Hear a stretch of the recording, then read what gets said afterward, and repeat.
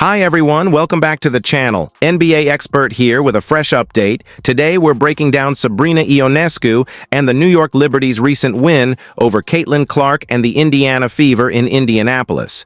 It was a close game, and while Sabrina wasn't at her best on the court, she had plenty to say afterward. One of the big talking points? The officiating.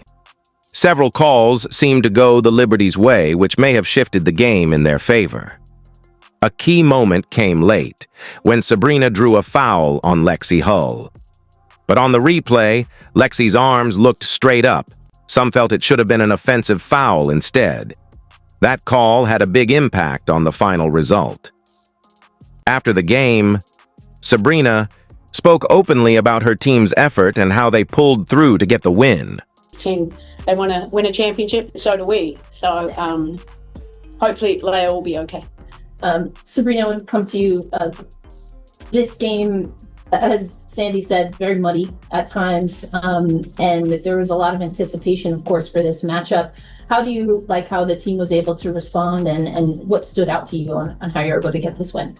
Yeah, I mean, it's huge for us, especially to be able to get a game like this early in the year on the road, and a gritty win. I think it's impressive, and for us it wasn't pretty, and I think being able to see how we're able to grind games out, continue to stay together, and win when it's ugly, and that's, you know, when you get to the end of the year, that's kind of what it looks like, and the ability for us to be able to get that today, I think was huge for our group to see we can kind of come back from anything. And I also think it just shows us areas we need to continue to be better. Like in the third quarter, we should not be outscored 30-13.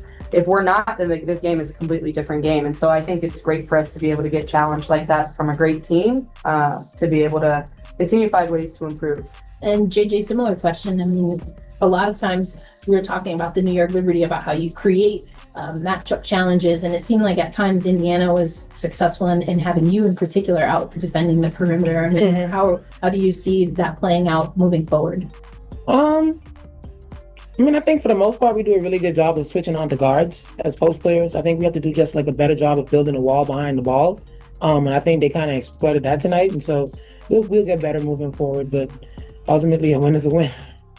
Coach, in the third quarter, you guys shot a lot of threes, and they went on their run. I think they ended a 9-0 run to start the end of the third quarter. And then the fourth, it felt like you guys really switched to what was working in the first half. Was there something specifically that you told the players, like, hey, we can shoot threes, but we're not hitting them. We need to go inside the paint where we have a lot of advantages? Yeah, look, and I just didn't. Yeah, that's I did say that. I just thought we'll take and become 1-on-1. It's not how we. That's not our success. It's not. Was it a good shot? I'm fine if it's a great shot, but they weren't good shots. They were contested shots. We didn't get the extra pass, the movement. We were very stagnant. So it's just more like, hey, get back to what we want to do. Okay, yeah, we got some threes out of it with our movement. JJ and pick and roll actions, I didn't think we got enough, because they were late switching too, and then finding some really high percentage baskets down low. But I thought our defense created our offense with our movement, and we executed better.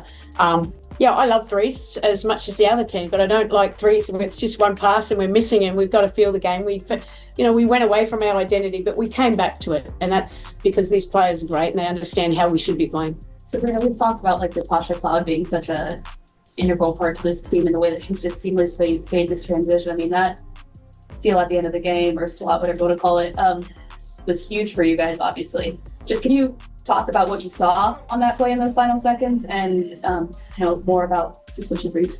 Yeah, I mean, she had one against Dewana Bonner that was a huge block at the rim, and then came back and got a huge stop for us there at the end of the game. And I think everyone knows what she brings to this team and why she's so valuable offensively and defensively, and she does it every single night.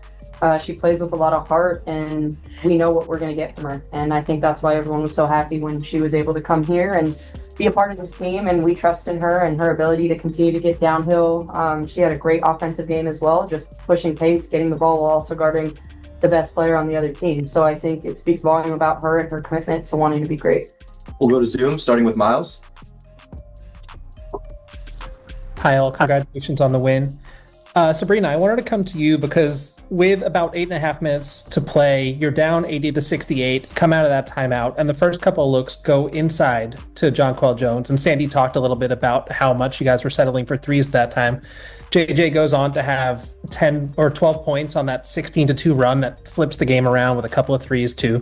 Just how stabilizing was Jonquel offensively for you guys to get back into this game? Oh, government. John Oh, Cole, wow. great.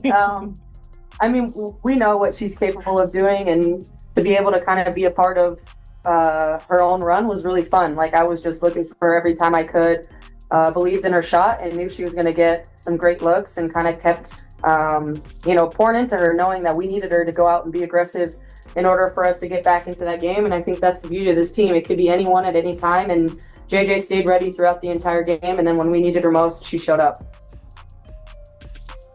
We'll go to Jackie. Hi, all. I'll start with JJ. JJ, I'm curious what switch flipped for you to know that you just had to take over the game in the fourth quarter, and why did you think the team was in your heads? We're in our own heads. Yeah. No, I think that's what you meant. Yeah. But no, I think I started off the game pretty aggressively. And I think just through the flow of the game, we have different looks, we have different shots and things that go on. But I think it's part of my role in this team is just to be ready when my number is called and to stay locked into the game. And I think it's an area of growth for me from last year. I think sometimes I did get kind of out of the game, and I kind of felt myself slipping into that a little bit during halftime. And I kind of talked myself out of it and just understanding that there's no room for that. And so, it's just going out there playing, trusting my teammates and trusting that we're going to make the right plays for each other because that's what makes us successful as a team, and just playing the game. And being in our heads, I think we just a little bit of what I just said of kind of getting within ourselves and not really focusing on what we can do to help a teammate, to help somebody else up.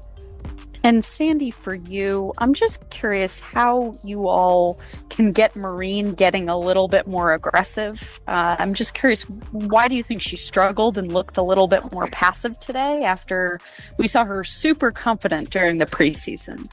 Yeah, we want Marine to be confident and playing and being aggressive. And, we got to make sure when she comes out there that we're running plays for her. And Marine's just not overthinking it and playing. So that will just be a conversation we'll have. She's a great player, and we need her to be aggressive and take some pressure off everyone else and put her a little bit more in the action. Thank you. We'll go to Jeff. Hello, all. Thank you. Congrats on the win. My question will be for the players. Kind of a two-part question here. What does a game like this teach you about yourselves as a group with so many relatively new pieces, such as Natasha Cloud, such as Kennedy Burke in a larger role, and perhaps more importantly, who gets the Freddie glove tonight? Tosh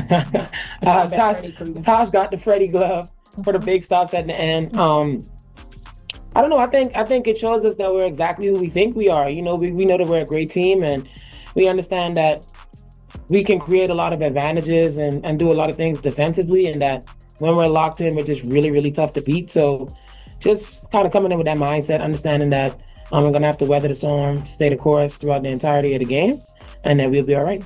Appreciate your time and insight. Safe travels home. We'll finish with Sasha. Thanks. Dr. JJ, it's so good to see you in action. I was listening to your post-game interview. Just talk to me more about that staying the course line that you mentioned. It really felt like a playoff game, and it's only your third game back into this new season. So talk to me a little bit more about staying the course and a win being a win, but it felt so much like a playoff atmosphere. Yeah, we just knew that coming into this game, it was going to be a really tough game for us, and that they were going to try to do a lot of things to, just obviously win. And so that the crowd was going to be loud, that they were going to have a lot of energy. And, a lot of teams, they get up to play us and they're excited and they mark that game off on their calendars. And so we got to be ready for that. But I think we did a really good job of regrouping. I think at times when we felt the separation, leadership on the team really spoke up and talked about just trusting each other, doing all the little things to make sure that we can feel that our teammates are behind us, whether that's calling out screens, whether that's being in help when you're supposed to be there, or just really just doing your job so that trust